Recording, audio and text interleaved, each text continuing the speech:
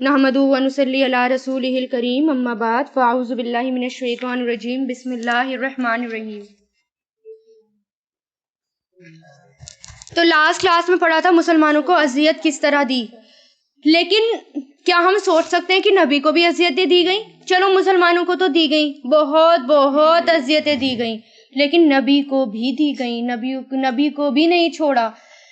حضور پاک صلی اللہ علیہ وسلم کے ساتھ مشرکین کا رویہ، جہاں تک رسول اللہ صلی اللہ علیہ وسلم کا تعلق ہے تو اللہ تعالیٰ نے آپ کو ایسا رعب اور ایسا شرف اور وقار دے رکھا تھا کہ لوگ زیادتی کی جرت بھی نہیں کر سکتے تھے۔ مزید برآں آپ کو ابو طالب کی حمایت اور حفاظت بھی حاصل تھی، یعنی ایک تو رعب تھا ہمارے نبی کے اندر، اور اس میں ایکسٹرا کیا کہ ابو طالب کی پروٹیکشن تھی، یعنی ابو طالب کا بہت بڑا رعب تھا نا وہاں پر، ابو طالب کی وجہ سے کوئی نبی کو کچھ کہہ نہیں پاتا تھا۔ وہ قریش کے ایک عظیم سردار تھے۔ کون؟ ابو طالب قریش کے ایک عظیم سردار تھے، ان کی بات مانی جاتی تھی اور ان کی ذمہ داریوں کا احترام کیا جاتا تھا، اسے توڑنے کی کوئی جرت نہیں کرتا تھا۔ یہ بنو عبد مناف کی چوٹی کے انسان تھے، چوٹی کے مطلب اوپر کے اونچے انسان تھے، اور قریش بلکہ سارا عرب اس خاندان کو عزت اور احترام کی نظر سے دیکھتا تھا۔ اس لیے آپ کے اس تعلق سے مشرکین مجبور تھے کہ کوئی پرامن قدم اٹھائیں، چنانچہ انہوں نے ابو طالب سے باتیں کی، گفتگو کی، اور انہوں نے کہا کہ باتیں کریں، گفتگو کا راستہ اپنائیں، مگر کس قدر سختی اور چیلنج کے ساتھ۔ یعنی ڈائریکٹ تو نبی کو کچھ نہیں کہا، لیکن پہلے کیا کرا، ابو طالب کے گھر گئے اور کیا بولا، قریش اور ابو طالب کے درمیان پھر باتیں ہوئیں، اور وہ باتیں کیا تھی؟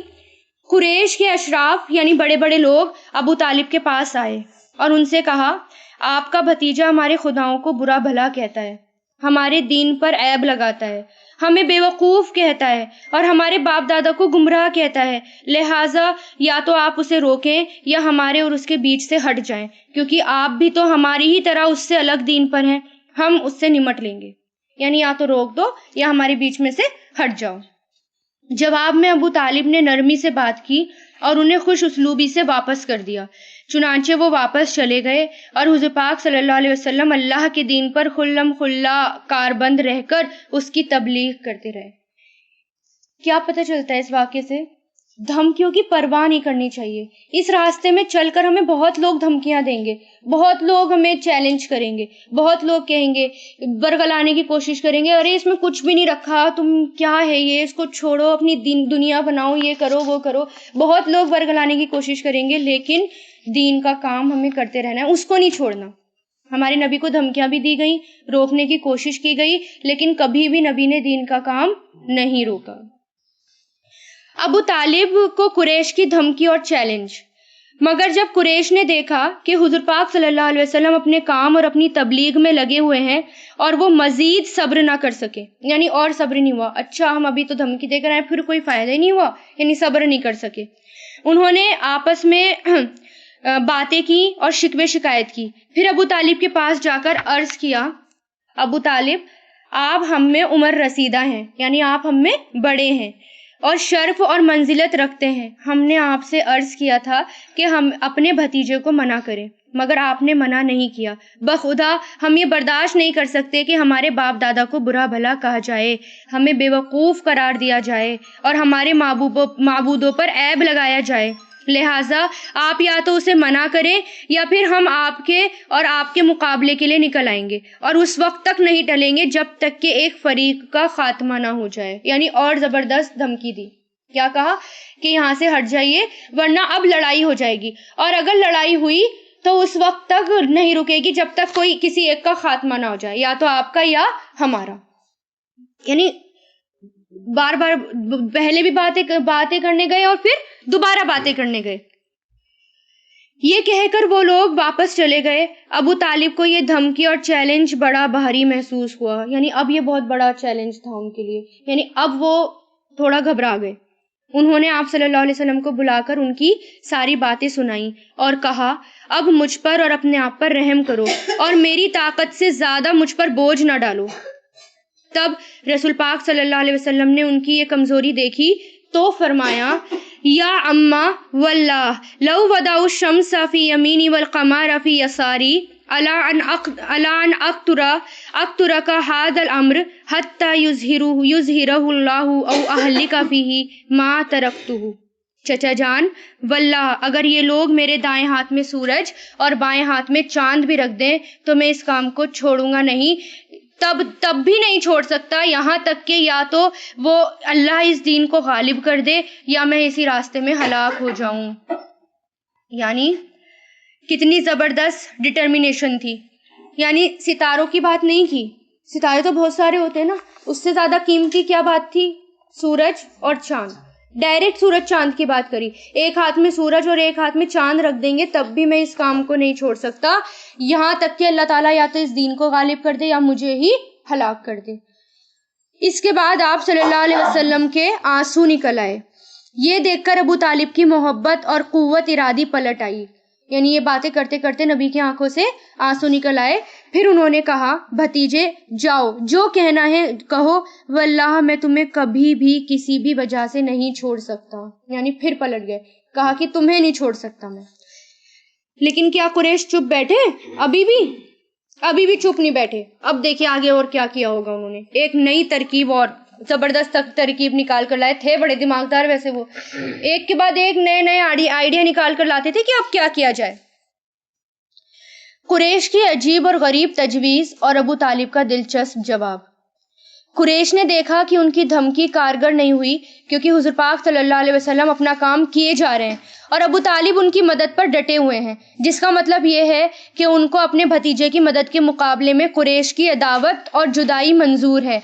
यानी अब भतीजे की मदद नहीं छोड़ेंगे, चाहे कुरैश से दुश्मनी ले लें, और वो लड़ने भिड़ने के लिए भी तैयार हैं। इसलिए कुरैश को जरा तवक्कुफ और तामुल करना पड़ा, यानी थोड़ा रुकना पड़ा और देर तक मशवरा करते रहे। आखिर उन्हें एक अजीब और गरीब तजवीज सूझी, यानी एक प्लानिंग सूझी। कुरैश में से एक शख्स था, अम्मारा बिन वलीद, बड़ा ही खूबसूरत और बड़ा बाका नौजवान, यानी जवानों का सरदार। ये लोग उसे साथ लेकर अबू तालिब के पास आए और कहा, अबू तालिब, इस नौजवान को हमसे ले लीजिए और इसे अपना लड़का बना लीजिए। आप इसकी मदद भी कीजिए और दियत भी ले लीजिए और हमें इसके बदले बस अपना भतीजा दे दीजिए। ये एक नई प्लानिंग, यानी ये लड़का ले लो, देखो इतना जवान और खूबसूरत और हट्टा खट्टा, बस आप इसके बदले में अपना भतीजा दे दो हमें, जो आपके दीन और आपके बाप दादा के दीन का मुखालिफ है और जिसने आपकी कौम में फूट डाल रखी है और इनकी अक्लों को माऊफ करार कर रखा है, यानी अक्लों को बेकार बता रखा है। हम उसे ले जाकर कत्ल करेंगे, बस ये एक आदमी के बदले एक आदमी का मामला होगा। यानी बस एक आदमी ले लो, बस एक आदमी का मामला होगा। आपको तो बेटा चाहिए, आपको तो मिल गया, बस हमें मोहम्मद सल्लल्लाहु अलैहि वसल्लम दे दो। अबू तालिब ने कहा, वल्लाह तुम लोग इंतहाई बुरा सौदा कर रहे हो। मुझे तुम अपना बेटा इसलिए दे रहे हो कि मैं उसे खिलाऊं पिलाऊं, और मुझसे मेरा बेटा मांग रहे हो ताकि तुम उसे कत्ल कर दो। अल्लाह की कसम, ये तो कभी भी नहीं हो सकता। यानी हिकमत थी ना ये, यानी तुम्हारा बेटा लेकर मैं उसे खूब खिलाऊं खूब पिलाऊं और तुम मेरा बेटा ले लो और उसे कत्ल करो, ऐसा कैसे हो सकता है? तो ये हिकमत और ये समझ भी कौन देता है? अल्लाह ताला। अल्लाह ताला ने अबू तालिब को हिकमत दी थी और उन्हें ये समझ दी थी। हम नहीं सोचते कि वल्लाह हम अपने आखिरत के बदले दुनिया ले रहे हैं, कि मैं अपने आखिरत के बदले में दुनिया ले रही हूँ, यानी आखिरत को बिल्कुल भुला दिया और मैं उसके बदले क्या चाह रही हूँ? दुनिया चाह रही हूँ। हम कभी भी नहीं सोचते ये बात। आजमाइशें हर दौर में आई हैं मुसलमानों के ऊपर, हर दौर में आई हैं, यहाँ तक कि आसिया अलैहिस्सलाम के ऊपर भी आई हैं। आसिया अलैहिस्सलाम कौन थी? फिरौन की बीवी थी। क्या क्या था उनके पास? हजरत आयशा के पास दौलत थी, शोहरत थी, रानी थी, नाजों में पली बड़ी थी, किसी बात की कमी नहीं थी। लेकिन समझदारी क्या दिखाई उन्होंने क्या कहा कि मुझे दुनिया नहीं, मुझे तो बस आखिरत चाहिए। चाहे मुझसे ये पूरी दुनिया छिन जाए, मुझे रानी नहीं बनना, मुझे तो सिर्फ आखिरत चाहिए। हम छोड़ सकते हैं? नहीं छोड़, हमसे तो नींद भी नहीं छूटती ना, रानी तो बहुत दूर की बात है ना, हम वो भी नहीं छोड़ सकते। तो वो इतना कुछ था उनके पास, नाजों में वो पली बड़ी थी, और उसके बाद उन्होंने क्या चाहा? आखिरत में घर, जन्नत में घर चाहा। और फिरौन ने क्या किया? उनके हाथों में कीलें ठुकवा दी, कीलों के बिस्तर पर उनको लिटाया गया। बाज रिवायतों में आता है कीलों के बिस्तर पर उनको लिटाया गया, बाज में आता है उनको लटका दिया गया था और उनकी रूह कब्ज हो गई थी। फिर अल्लाह ताला ने उन्हें उठा लिया था। फिर بہت زبردست تکلیفیں دی تھی فرعون نے اپنی بیوی آسیہ کو، لیکن اللہ تعالیٰ نے پہلے آزمائش لی، بہت آزمایا، یہاں تک کہ وہ کھرا سونا ہو گئی، بالکل تراش خراش کر وہ ایک ہیرا بن گئی، اور اس کے بعد ان کے لیے جنت میں گھر تیار کیا گیا۔ اور کون ہے وہ جنت کی؟ کون ہوں گی وہ؟ سردار، 4 سرداروں میں سے ایک ہوں گی نا، ایک ہوں گی وہ۔ ان واقعوں سے، یہ جتنے بھی واقعے ہم نے پڑھے، ان سب پر اللہ تعالیٰ کی مدد آئی، اور اللہ تعالیٰ کی مدد آتی ہے، لیکن اللہ تعالیٰ کی مدد ایک دم نہیں آتی۔ اگر ایک دم سے آ جائے گی نا تو پھر پتہ ہی نہیں چلے گا کہ کون سچا مسلمان ہے اور کون سچا مسلمان نہیں ہے، کون صبر کر سکتا ہے اور کون صبر نہیں کر سکتا۔ اللہ کے یہاں پروموشن کس سے ملتا ہے؟ آزمائشوں سے اور صبر سے۔ بس اس کو لکھ لیں اپنے یہاں، اپنے پاس، کہ اللہ کے یہاں پروموشن ملے گا آزمائشوں سے اور صبر سے۔ تو مجھے تو پروموشن چاہیے، دنیا کی پروموشن کے لیے کتنی محنت کرتے ہیں۔ حدیث میں آتا ہے، حضرت عبداللہ بن مغفل کہتے ہیں کہ ایک شخص حضور پاک صلی اللہ علیہ وسلم کے پاس آیا اور کہا، اے اللہ کے رسول، اللہ کی قسم میں آپ سے محبت کرتا ہوں۔ آپ صلی اللہ علیہ وسلم نے اس سے کہا، جو مجھ سے محبت کرتا ہے اس کی طرف آزمائش اس سیلاب سے بھی تیز رفتاری سے آتا ہے جو اپنے بہاؤ کی طرف تیزی سے چلتا ہے۔ یعنی سیلاب آگے بڑھ رہا ہے، اور کون سے بہاؤ میں؟ اپنے بہاؤ کی طرف تیزی سے، یعنی بہت تیزی سے اس کی طرف آزمائشیں آتی ہیں۔ تو اب دیکھ لیں، جتنی محبت آپ نبی سے کریں گے اتنی ہی زیادہ تیزی سے آپ کے پاس آزمائشیں آئیں گی، اور آزمائشیں انسان کو گناہوں سے پاک کر دیتی ہیں۔ حضرت ابو ہریرہ کہتے ہیں، آپ صلی اللہ علیہ وسلم نے فرمایا، مومن مرد اور عورت پر ہمیشہ آزمائشیں آتی ہیں، کبھی اس کی ذات میں، کبھی اس کی اولاد میں، کبھی مال میں، یہاں تک کہ وہ اللہ تعالیٰ سے ملاقات کرتا ہے اور وہ گناہوں سے بالکل پاک ہو جاتا ہے۔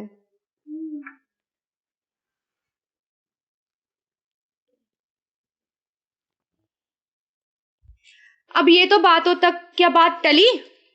یہاں پر بھی اللہ تعالیٰ نے مسلمانوں کو صبر کرنے کے لیے کہا۔ اگر اس وقت مسلمان اٹھ جاتے، کھڑے ہو جاتے اور لڑنے نکل جاتے تو کیا ہوتا؟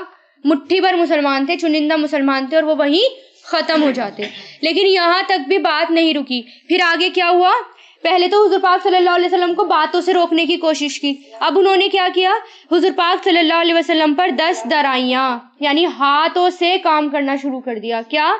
جب قریش ہر طرح سے ناکام اور مایوس ہو گئے، نہ تو ان کی دھمکی کام آئی نہ سودے بازی، تو انہوں نے خود حضور پاک صلی اللہ علیہ وسلم پر 10 درازی شروع کر دی، اور مسلمان پر جو سختیاں پہلے کرتے آ رہے تھے اس میں اور زیادہ اضافہ کر دیا، مزید اضافہ، یعنی کم نہیں کری سختیاں، اور وہ بڑھا دی۔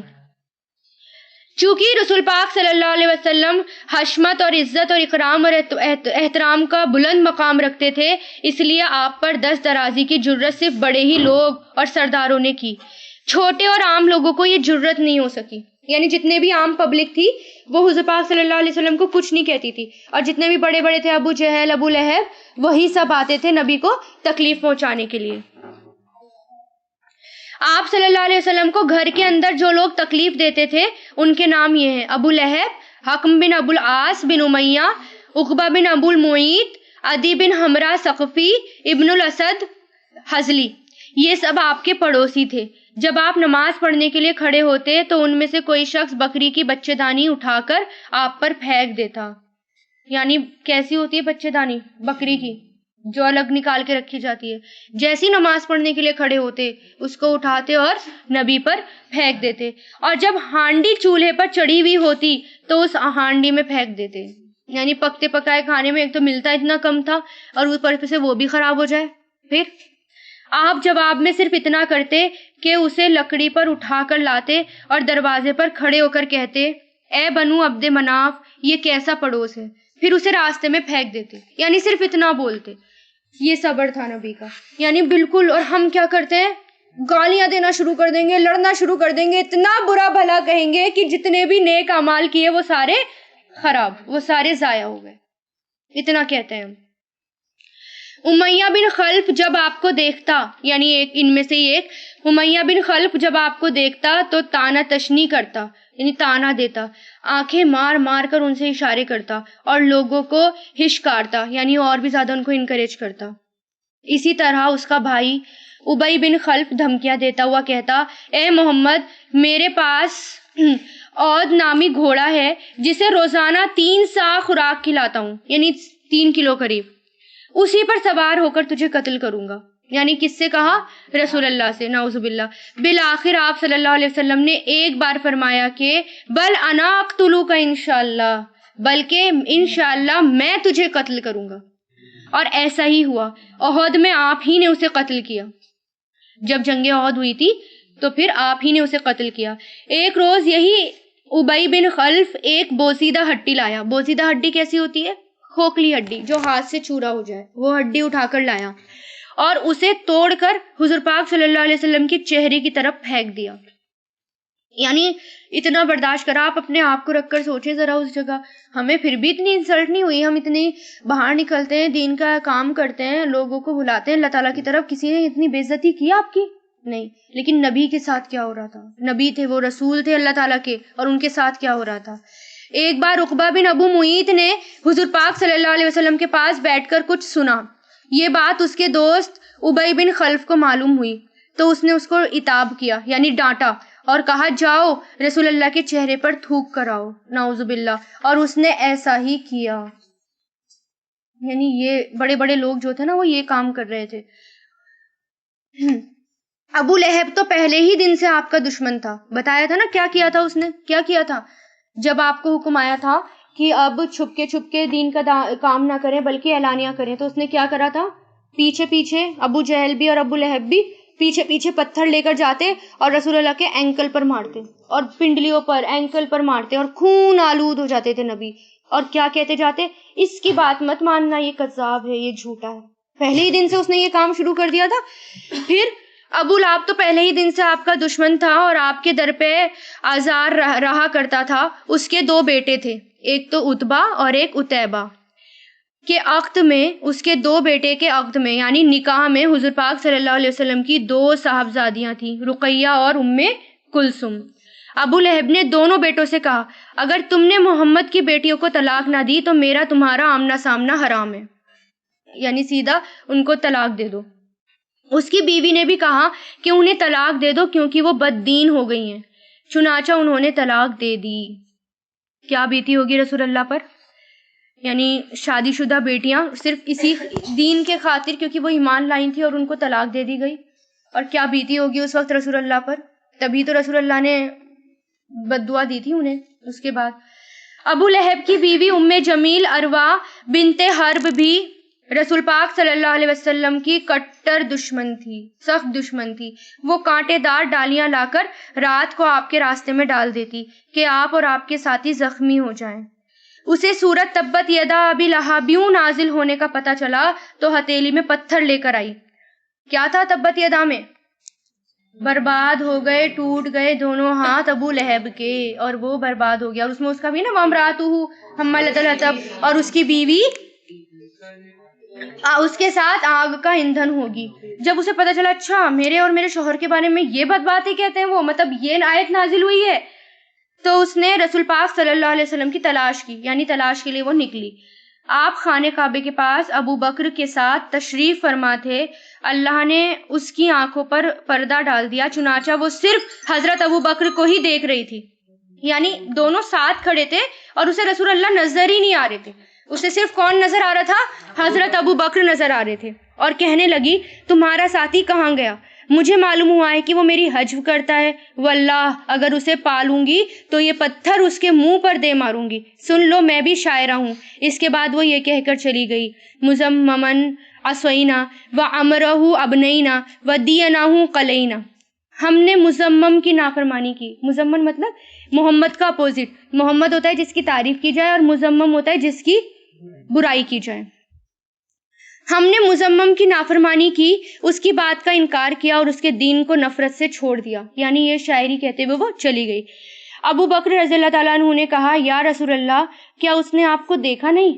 آپ نے فرمایا ما رأیتنی لقد اخذ اللہ ببصریہا، وہ مجھے دیکھ نہیں سکی اس لیے کہ اللہ تعالیٰ نے اس کی نگاہ پر پردہ ڈال دیا تھا، اس کی نگاہ پکڑ لی تھی، یعنی وہ دیکھ ہی نہیں پائی تھی، اللہ تعالیٰ نے پکڑ لی، یعنی صرف نبی کو نہیں دیکھ پائی، باقی وہ سب کچھ دیکھ رہی تھی۔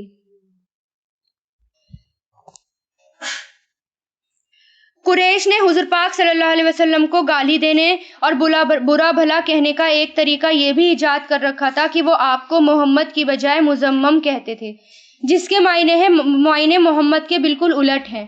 محمد کے معنی ہیں وہ شخص جس کی خوب تعریف کی گئی ہو، اور مذمم کے معنی ہیں وہ شخص جس کی خوب برائی کی گئی ہو۔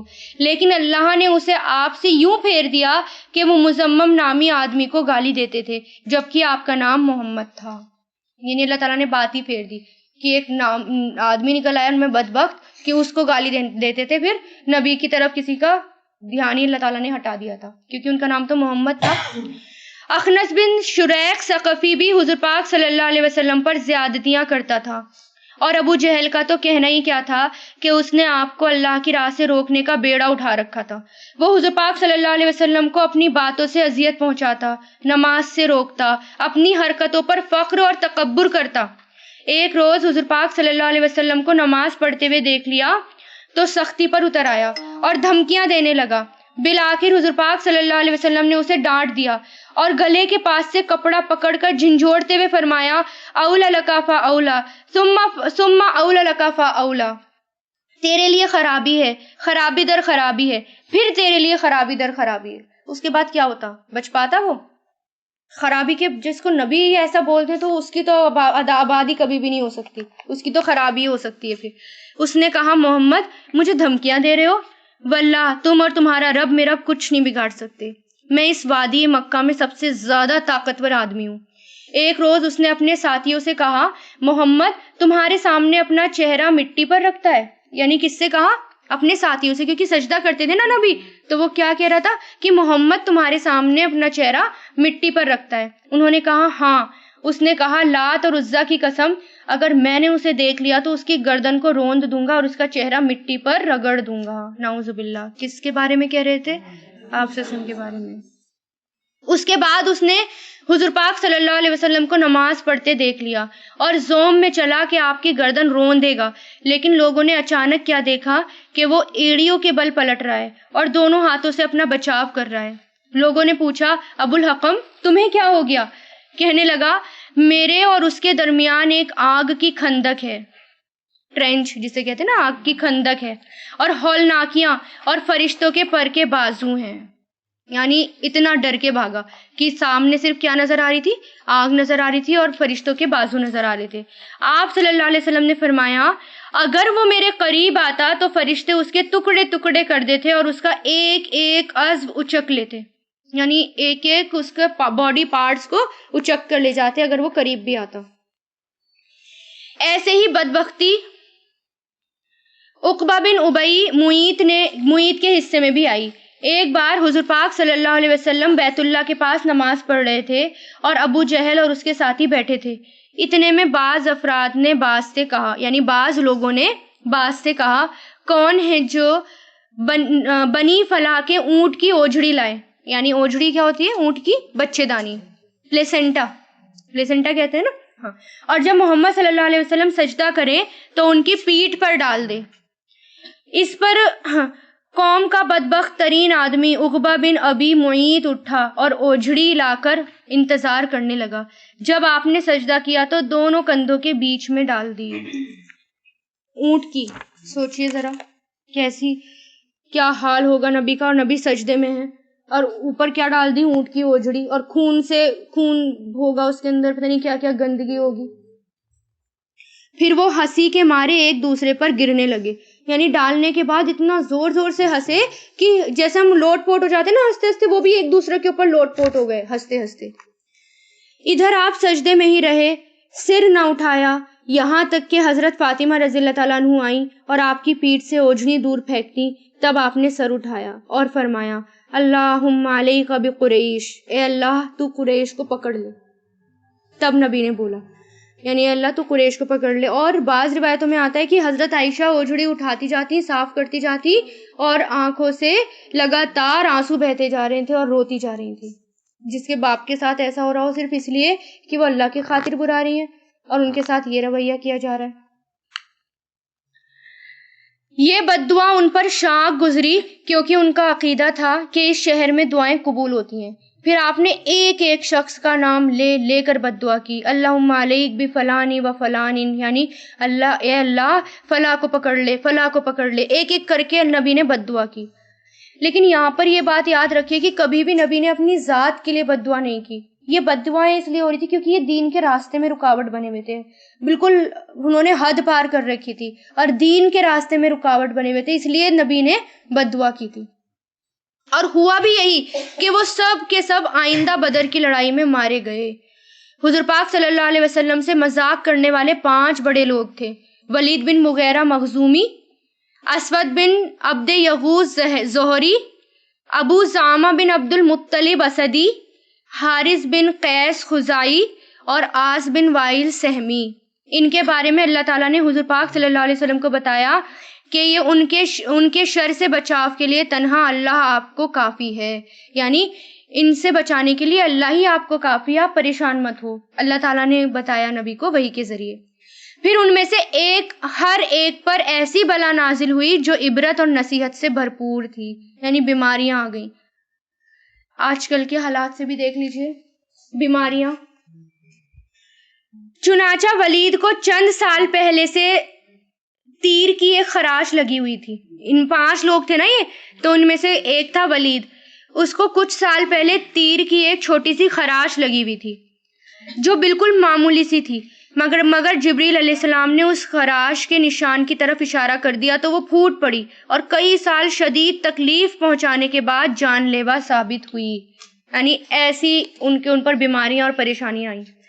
اسی طرح اسود بن عبد الیغوث کے سر کی طرف حضرت جبریل نے اشارہ کیا تو اس کو پھوڑے نکل آئے اور انہی پھوڑوں سے اس کی موت واقع ہو گئی. کہا جاتا ہے کہ اسے لو لگ گئی تھی، اور یہ بھی کہا جاتا ہے کہ جبریل امین نے اس کے پیٹ کی طرف اشارہ کیا تھا جس سے اسے استسقاء کی بیماری ہو گئی تھی. یہ ہوتی ہے پیٹ پھولنے کی بیماری، جس میں پیٹ پھول جاتا ہے، اور وہ پیٹ اس قدر پھول گیا کہ بالآخر وہ اسی سے مر گیا.